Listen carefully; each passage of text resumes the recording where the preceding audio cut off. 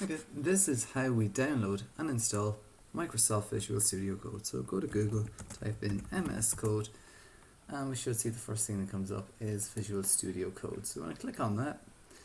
We want to go and click on download, and that's going to download the most stable version of it. Now this is downloading here. Okay, so that has been downloaded now. So we're just going to go ahead and open that up. So we come to these agreements. You need to click on accept the agreement and then click on next. And then this is the location where it's going to be, and that should be okay. Doesn't really matter too much. And that's just the name in the star menu. These are some things that might be useful for you.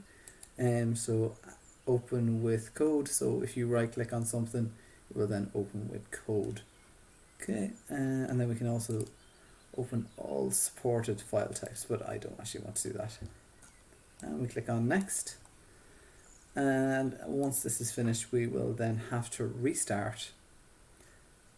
So I'm just going to let that run there. Should only take a few seconds to do.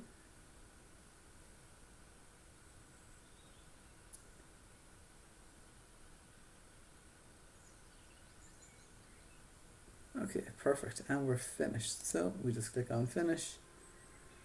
And then we can see that code has now opened up. And let's see if this has worked just yet. So if we right click on this, we should be able to open with code. So that's the little icon that we'll see when we right click on stuff. Perfect. So if you wanted to add a new file, you just click file, add new file. And that's how we install